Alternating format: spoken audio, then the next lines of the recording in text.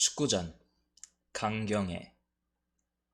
어렴풋이 잠들었던 승호는 깜짝 놀라 벌떡 일어나며 이젠 시간이 되지 않았나 하고 문을 열고 내다보았다. 그리 번화하던 이 거리도 어느덧 고요하고 전등불만이 가로수 사이로 두어 줄의 긴 빛을 던지고 있었다. 그는 눈을 두어 번 부비고 나서 밖으로 뛰어나왔다. 한참이나 나오던 그는 싸늘한 볼을 어루만지며 자기의 머리에 모자가 없음을 새삼스럽게 깨달았다. 그래서 곧 돌아와서 모자를 눌러쓰고 총총히 걸었다. 그가 목적지인 S공원까지 왔을 때 하늘을 찌를 듯이 올라간 백양나무 숲을 바라보면서 희숙이가 와서 기다린 지가 오래하지 않았나 하는 불안과 어떤 감격으로 발길이 허둥허둥해졌다. 그러나 그가 S공원 안으로 들어와서 정자까지 왔을 때 희숙이가 아직 안 와 있으므로 다행하면서도 섭섭하였다. 그러나 그가 S공원 안으로 들어와서 정자까지 왔을 때 희숙이가 아직 안 와 있으므로 다행하면서도 섭섭하였다. 그는 정자 난간에 비켜 앉아 어디로부터 희숙이가 나타날지 몰라 두리번 살펴보았다. 그리고 누가 이 공원에 놀러 나오지 않았나 하는 불안도 일어났다. 마침 싸늘한 바람이 소르르 정자 안으로 밀려 들어오며 나뭇잎을 대고루루 굴린다. 그는 웬일인지 소름이 오싹 끼치며 무시무시한 생각까지 든다. 벌써 이곳은 완전한 가을이었다.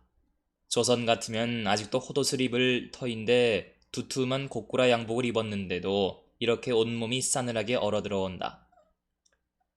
그는 팔짱을 끼며 아직 시간이 멀었는가 어째 안 와 하고 무심히 손목을 굽어볼 때 1년 전에 전당포에 들어간 시계 생각이 문득 났다. 1년 전 바로 이때 학교에 검거가 일어났을 때 다수한 그의 동무들이 영사관 안으로 잡혀 들어가게 되었다.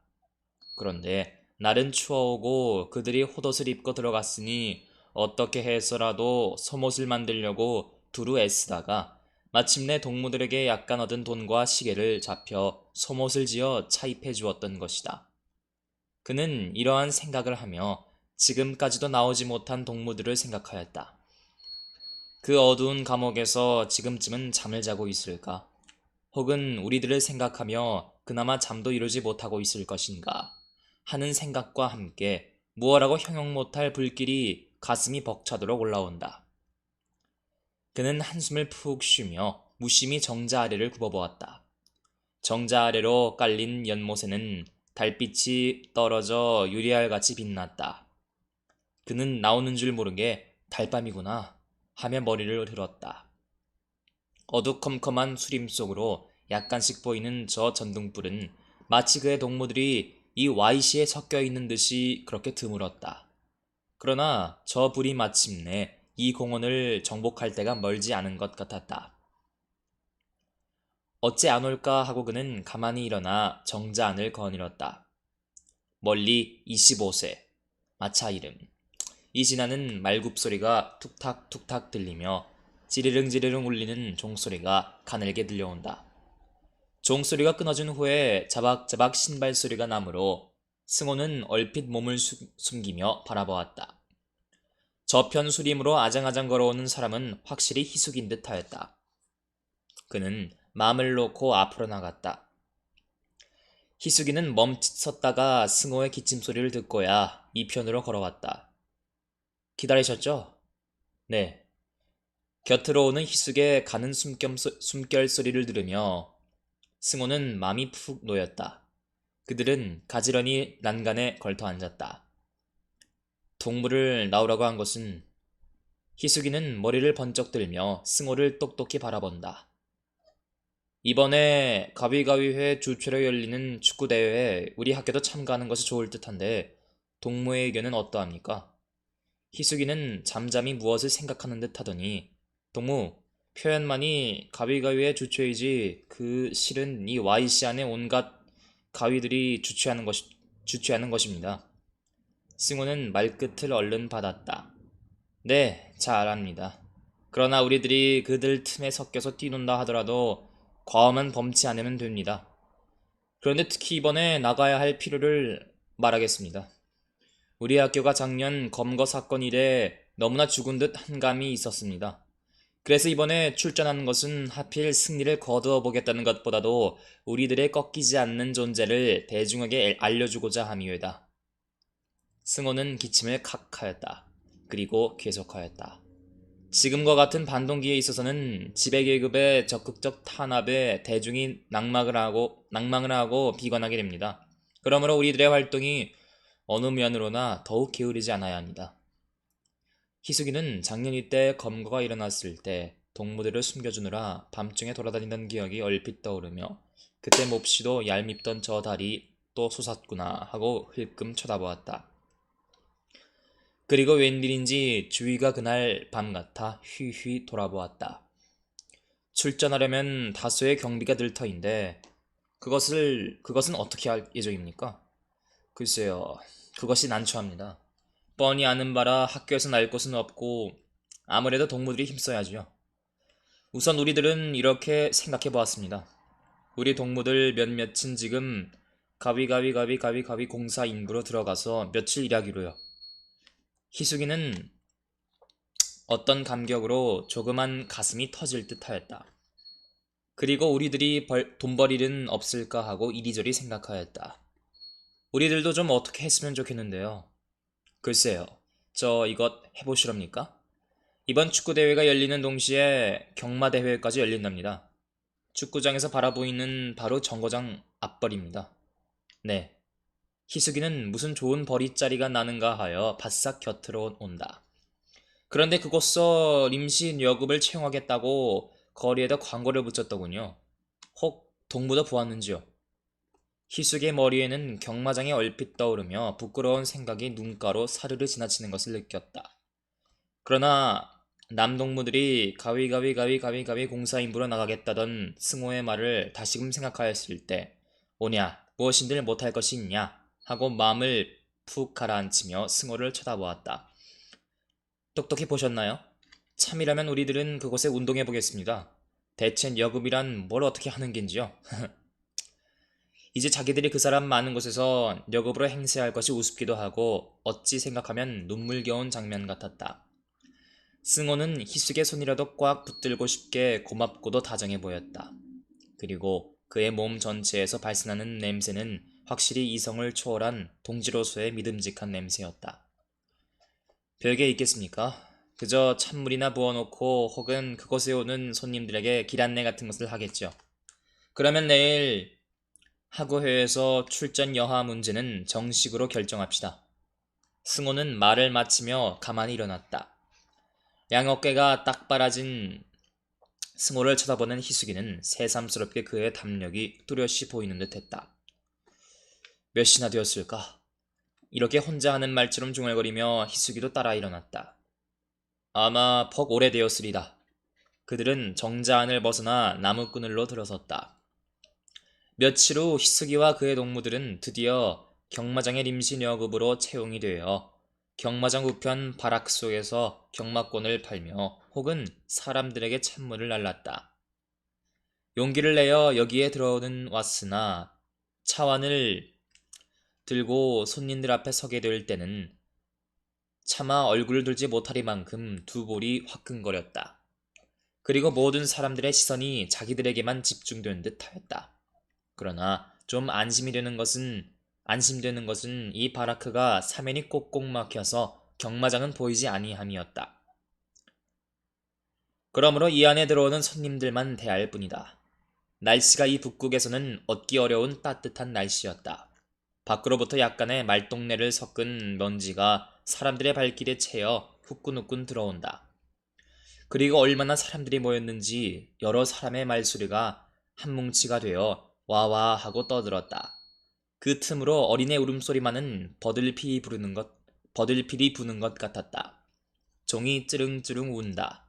경마권 파는 입구에는 사람들이 들이몰리어 제각기 표를 사려고 덤볐다.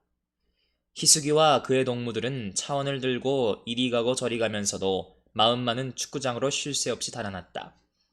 이젠 운동이 시작되었나? 우리 선수들이 어느 학교 팀과 시합이 되었나 혹은 되지 않았나? 벌써 꼴을 먹지 않았나 하는 불안과 초조로 발길이 허둥거렸다. 밖에서는 사람들이 뛰어가고 뛰어오는 소리가 요란스레 난다. 그때마다 그들은 저 소리가 선수들이 볼을 다 놓쳐 뛰어오는 신발 소리 같다. 가슴이 선뜻해서 한참이나 멍하니 바라크 벽을 바라보곤 하였다. 그리고 낯선 손님이 들어오면 웬일인지 반가웠다. 막연하게나마 축구장을 거쳐오지 않았는가. 그래서 그가 축구장에 대한 말을 하지 않는가 하여 한참이나 그들을 주시해보곤 하였다. 그러나 많은 사람들이 들어오고 나가고 하건만은 축구장의 이야기는 한마디도 꺼내지 않았다. 경마권 파는 입구에는 벌써 지화가 들이몰리어 사무원이 미처 손놀기가 바쁜 모양이다. 그들은 저 지화를 바라보며 이제까지 느껴보지 못한 어떤 욕심을 부쩍 느꼈다. 저것을 가지면 선수들이 신고 싶어하는 축구화도 살 수 있고 쌀밥도 해서 배가 부르도록 먹일 터인데 그러면 이번에는 꼭 승리를 할 터이지 하며 아침에 조밥을 먹고 출전한 동무들의 그 모양이 애처롭게 떠오른다. 글쎄 조밥을 먹고야 어찌 이긴담. 그 헤어진 노동화를 신고야 어찌 볼을 찬담.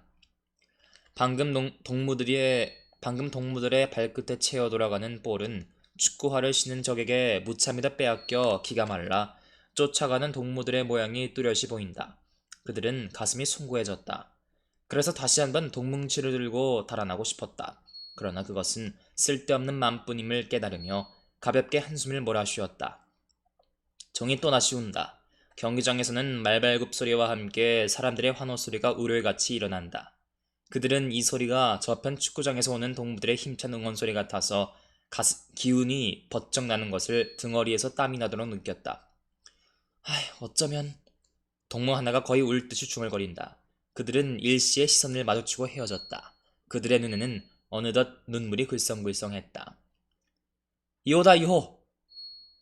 외치는 소리를 따라 발자국 소리가 벼락치듯 난다. 그리고 20원 배당! 하고 목이 말라 고함치는 소리가 이 바라크를 잡아 흔드는 것 같았다. 저편 배당구에서는 10원짜리 지화가 훨훨 내달아간다. 그들은 물끄러미 이 모양을 바라보며 증오의 불길이 확 일어남을 느꼈다. 오늘 저 축구장에는 세상이 다 죽은 것으로 알았던 자기들의 동무가 씩씩한 모습으로 나타나서 맘껏 볼을 차는데 그 볼은 이 YC 하늘 위에 까맣게 높이 떴을 터인데 그 축구장을 지나쳐온 저들, 그 볼을 무심히 바라본 저들, 저들은 과연 자기들과는 딴 인종 같았다. 아니, 딴 인종이다. 이렇게 가슴을 졸이며 하루의 사물을 지루하게 마친 그들은 축구장으로 달렸다. 마침 어떤 부인이 마주오는 것을 보자 그들은 그 새가 바빠서 물어보았다. D학교가 어떻게 되었습니까? 부인은 그들을 한참이나 돌아보다가 졌었구마. 볼을 잘 찼더구먼도 왜 퍽퍽 거꾸러지기를 잘해. 아마 먹지를 잘 못했는지 그게 애처로워서 어디 보겠더라고. 저편 선수들은 무엇을 잘 먹이는 모양이두먼. 그냥 운동장에서까지 뭘 자꾸 먹어두먼. 그래. 그런데 이 편은 냉수만 들이키어 아이 볼 수 없어. 다리를 채여 피가 흐르고 한 학생은 머리가 터져서. 부인은 눈살을 찌푸리며 머리를 흔든다. 그리고 눈에는 눈물이 그득히 고인다. 그들은 졌다는 말에 그만 온 전신이 하사분해서 다시 두 말도 못하고 멍하니 서 있었다. 학교에 아마 친척이 다니나 보우. 나는 친척도 아무것도 다니는 것이 없으나 말끝을 흐리며 머리를 돌리는 부인의 눈에는 선수들의 피나는 다리와 머리가 확실히 보이는 모양이다. 어서 가보우. 그리고 위로나 잘해주. 그들은 울음이 북받쳐 어쩔 줄을 모르다가 부인이 앞을 떠나감을 알았을 때 힐끔 돌아보니 아주 남루한 옷을 입은 부인임을 새삼스럽게 발견하였다. 그들은 순간에 어떤 힘을 불쑥 느끼며 축구장으로 달려왔다. 벌써 동무들은 행렬을 지어 한 끝은 시가로 향하였다. 행진곡이 쾅쾅 울린다. 얼핏 바라보니 승호가 깃발을 쥐고 앞장섰다. 행진, 그 뒤로는 군중이 물밀듯 따라섰다. 마저 넘어가는 햇빛에 D학교의 깃발은 피같이 붉었다. 신가정 1933년 12월